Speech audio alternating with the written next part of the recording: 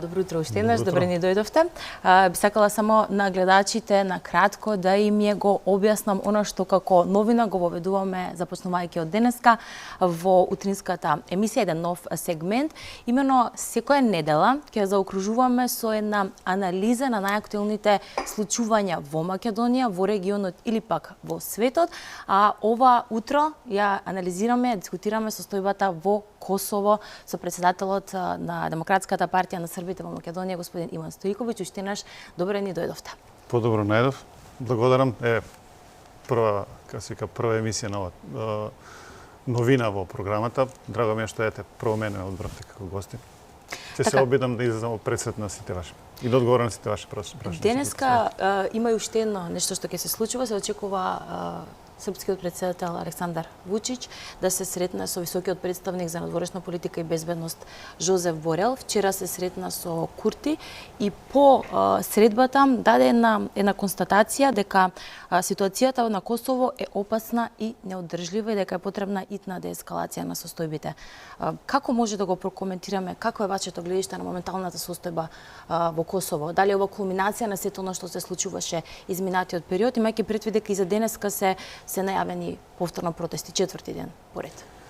Очигледно дека се уште не е кулминација, дека работите се одвиваат по предвидените или по застаните сценарија, што од надвор, што од представниците на приштинските власти, меѓутоа она што очигледно е и кај јавноста и кај перцепцијата кај граѓаните, дека станува збор за политики кои работите ги водат кон кулминација. А кулминацијата секако не е добра за никого. Прво најмалку е добра за сите луѓе кои живеат таму, а подосна не е добра и за целиот регион, затоа што дестабилизацијата на целиот регион ќе предизвика сериозни последици по целокупното општествено живење. Така да тој аспект станува збор за можни сериозни работи. Меѓутоа, она што би сакал прво да го споменам, тоа е се уште, без оглед на промените кои се случија во ставовите на меѓународната заедница, се уште може да се уште од почеток види, ајде да кажам, овој непринципиелниот став, затоа што ги осудуваат косовските срби за дестабилизација на настаните или за некаква провокација на настаните, а во осудите на сите чинители на меѓународната политика од западниот свет, сите го осудија политиката на Альбин Курти и ја повика како единствено одговорна за ескалација на настаните. Тие две работи очигледно не идат една со друга. Ова е за прв пат, може да заклучиме, ако се навратиме наназад, ова е за прв пат да видиме ваква реторика. Да, тоа сакав да го потенцирам како еден од поважните политички сегменти на овие настани, дека без оглед на нивното уобичаено тврдење дека србите се виновни за се, не можеа да затворат очи пред она што очигледно се случува, тоа дека Альбин Курти избра да оди по патот на дестабилизација на состојбите не само на Косово и Метохија, туку и во регионот. И очигледно дека не се спремни да поднесат мислам меѓународните претставници очигледно дека не се спремни да поднесат меѓународна дестабилизација. И заради тоа е таквата реакција од една страна, од друга страна мислам дека граѓаните ќе се сложат, воопшто не станува збор дека меѓународната заедница ја променила страната, па сега е на страната на Србија, туку станува збор за една политика која води Альбин Курти, која води кон дестабилизација и која уште порано сум го коментирал и сега ќе потврдам. Альбин Курти со таквата политика само помага на званичен Белград, на српскиот народ, затоа што тој успеа за ова кратко време србите беа како представувани како злочинци, како не знам што, со најлоши поградни зборови ги именуваа. Сега работите се промени и србите од злосторници станаа жртви на политиката на Альбин Курти. И тоа е приметно не само во западните кругови, туку тоа е приметно во целокупната меѓународна заедница, кога збора меѓународна заедница, мислам на целокупниот свет. Така да тој аспект има промена. За жал таа промена, граѓаните кои живеат, се припадниците на српскиот народ на Косово и Метохија не ја чувствуваат, затоа што они живеат во услови на концентрационен логор и тоа е еден голем срам за меѓународната заедница која тоа на некој начин го стимулираше до вчера. И од тој аспект они понатаму ќе останат на ајде да кажеме како први чинители во процесот кои ќе морат да го поднесат тој удар, а промените во политиката и во пристапот на западните држави воопшто кон ова прашање очигледен е и мислам дека сите работи ќе се одвиваат во тој правец.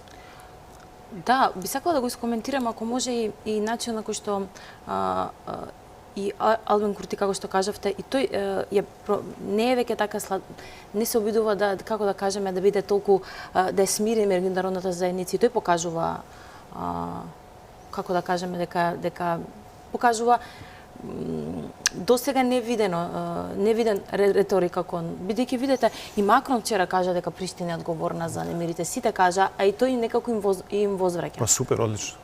Човекот си ја знае работата, очигледно нека продолжи по тој пат и очигледно дека далеко ќе стигне. Знаете како, кога станува збор за тој, кажем, измешан пристап на меѓународната заедница кон косовските проблеми, треба да се има во предвид дека на еден дел од меѓународната заедница е поприлично стало да се сочува мирот во регионот и стабилноста на регионот. И мислам дека тука пред се предничат Соединетите Американски држави и посред некои држави од овие поголемите европски држави кои се за, ајде да кажем, дестабилизација на регионот, односно да преку таа дестабилизација на регионот и дестабилизација на приликите на Косово и Метохија би сакале да предизвикаат три последици. Првата е последица да предизвикат уште едно понижување на Србија. Втората последица би била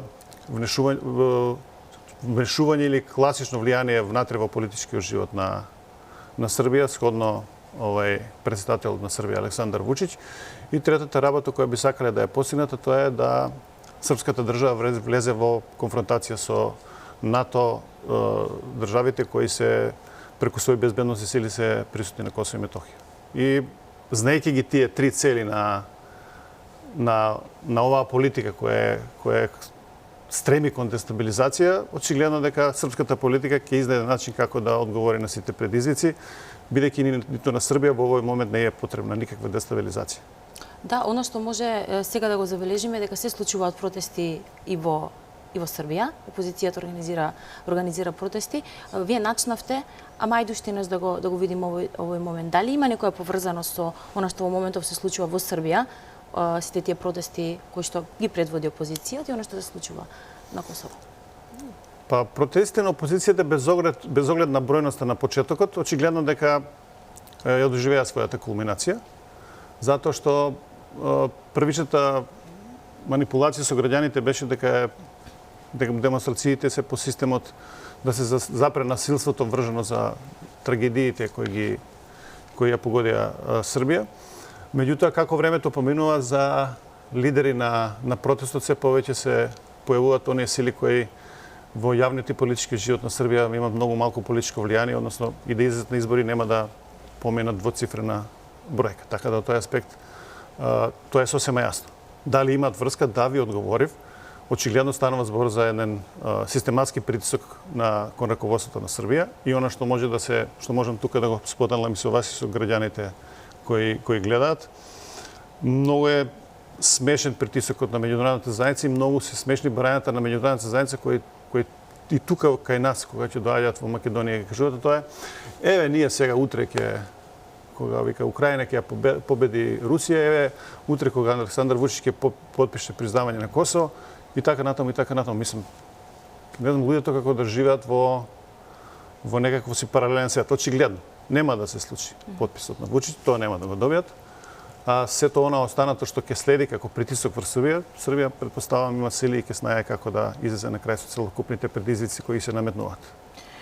Очигледно е, знаете како. Станува збор сега, она што е, може да се карактеризира како позитивна причина од настаните, тоа е дека комплетно е променета перцепцијата во однос на она што треба да се случи таму. Некој ги испочитува сите меѓународни договори, а албанската страна преку Албин Курти не сака да спроведе ниту еден дел од она што е подпишано, па така имаме вчера дури Рамуш Харадина и бара оставка од Албин Курти, така да едноставно работите се мощни, проблематични и јас мислам дека без оглед на таа двојна улога на меѓународната заедница, сепак она ќе морат да најдат сили да си го дисциплинираат своето одбегнато чедо, кое час ги слуша едните, час ги слуша другите, сметајќи дека ќе излезе попаметен или ќе на некој начин ќе ги превари оние кои на некој начин се покровители и на неговата политика и на независноста на Косово и Метохија. Јас би сакала само да се свртам кон Искра, бидејќи гледам дека многу внимателно не слуша, сигурно сум дека и нашите гледачи го задржуваме вниманието за оваа актуелно прашање. Сигурно сум. Јас би се надоврзала, би подпрашала на оној момент кога зборуваме за дестабилизација во регионот. Регионот и ние сме дел од регионот и секако дека и мене нашите граѓани не интересира како да се однесуваме во овој период, дали треба да стравуваме од можно евентуално прелевање на кризата и кај нас со оглед на и близината и блискоста што ја имаме. Јас ќе се надоврзам на ова прашање, одлично прашање. Ние имавме пораки тука кај нас од нашите политичари дека сега се очекуваат уставни измени најавуваат, внесување на бугарите во уставот и дека ако тоа не се случи дека нашата иднина ќе биде неизвестна, се извинувам. Вакви пораки на заплашување сме слушали и други пати. Не е прв пат ништо ново тука нема. Направете го ова, инаку прети војна во регионот и така. Прво вака, работите на вистина се сериозни од аспект што јас морам да бидам овдека максимално искрен кон граѓаните, затоа што понекогаш многу малку фали. Знаете, на прашањето кога прашале, леле, ќе биде што ќе се случи, ќе има ли ова, ќе би војна ли, ќе има ли ова, знаете како? Војната не се најавува. А само малку е потребно да букне огинот на војната. Така да тој аспект, ние како дел од регионот, и поред близината и според влијанието она што го зборувате и присуството на голем број живење на голем број на припадници на албанскиот народ во Република Македонија, сме во посебна состојба. Има тука неколку сценарија. Во секој случај и ниту едно не е добро за Македонија. Мислам тука да расчистиме. Меѓутоа тука станува збор за факт кој сепак треба да земе предвид дека нашата држава и нашата меѓународна политика и нашата дипломатија нема став по ниту едно прашање вржено за сето ова што се случува. Да се тргнеме од Бриселската спогодба па до ден денеска, односот кон отворен Балкан и кон сето оно што се случува, македонската држава и македонската дипломатија го премолчува. А премолчувањето, знаете, понекогаш буди голем сомнеш кај граѓаните тука во Македонија и тој сомнеш полека, но сигурно може и да се претвори во паника, во незадоволство, во страв и така натаму и така. Така да мислам дека пристапот на нашата дипломатија е мощно несериозен за мощни сериозни прашања во регионот. И они сметајки дека ако ги исполнат желбите на Демократската унија за интеграција, која јавно е за Опен Балкан, а го поддржува Альбин Курти која е против, мислам дека прави лоша услуга на македонската држава, затоа што македонската држава мора да има јасен став по овие прашања, затоа што дел од проблемите кои се случуваат таму може многу лесно да бидат дел од македонската внатрешна политика од една страна и од друга страна од тие многу сценарија кои се во игра. Јас би спомнал едно, не би сакал да ги плашам граѓаните на Македонија, меѓутоа едното сценарио би можело да биде учество на Македонија во тој конфликт со оглед на тоа дека големиот број на албанци живеат во Македонија. А тоа значи директен конфликт меѓу Македонија и Србија без оглед кој сака да го протолкува на спротивен начин. Така да работите се поприлично сериозни и мислам дека не треба да се молчи и не треба да се затварат очи пред проблемите. Треба секогаш да се оди со став кој ќе ја промовира македонската политичка позиција, а кој нема да чека што ќе се случува. Чекањето што ќе се случува ќе ги блокира и институциите, и политиката, и државата, и граѓаните и ќе останеме како риба на соло. Да. Може ли да заклучиме, бидејќи сме веќе при крај со времето, го гледам часовникот. Во насловото ставивме еден наслов, токму она што го кажа Жозеф Борел, состојбата на Косово опасна и неодржлива. Опасна и неодржлива ли е? Да резимираме. Да се резимираме. Нека формира заедница српски општини, ситуацијата ќе се дескалира за еден минут, што се вика. Проблемот е што они не сакат да навлезат во реализација на своите меѓународни обврски и проблемот е овој втор дел, што сакаат со таквата политика да имплицираат одредени регионални случувања. Регионални случувања во политиката пред се однесуваат на Србија, која е директно заинтересирана за својот народ на Косово и Метохија, и дестабилизација на политичките и сите други прилики и економски во Република Србија, како резултат на тоа би очекувале они некаква си подобра позиција за себе. Односно, би се обиделе или се обидуваат константно да ја загрозат и геостратешки и секако и економски централната позиција на Србија во регионот. И таа политика е отпорено, таа не е нова политика, меѓутоа мислам дека во новонастанатите услови мислам дека нема ништо од тоа. Џабе се надеваат, џабе сте кречили дечки. Мислам дека раководството на Србија е комплетно спремно да излезе во пресред на предизвиците со кои е соочено и мислам дека граѓаните тоа го чувствуваат. Поготово тука кај нас во Македонија. Само уште едно кратко прашање за Македонија. Очекувате ли предвремени избори ако не се направи промена на уставот? Многу кратко е, молам, бидејќи во режија веќе ме... А знаете како ова е вашето прашање, ако не се направи промена на уставот, тоа мислам да не кажам реторичко, меѓутоа не значи ништо. Извинете што морам вака да кажам, затоа што уставните промени се играчка во рацете на... Јас само ги цитирам на изјави на политичарите. Да, разбрав, него сакам да им доближам до граѓаните. Тоа е играчка во рацете на власта која маткаа цело време, се додека не ја скршат. И со тоа играње се залажуваат и себе и граѓаните на Македонија дека ќе има уставни промени. Таа играчка по настојавите дека ќе дојде во иницијативата во собрание, многу брзо ќе им биде одземена од раците. И кога ќе им биде одземена играчката од раците, они како секое бебе на кое ќе им се земе играчката ќе почнат да плачат. Плачењето би можело да заврши со воредни парламентарни избори. Благодарам уште еднаш. Молам.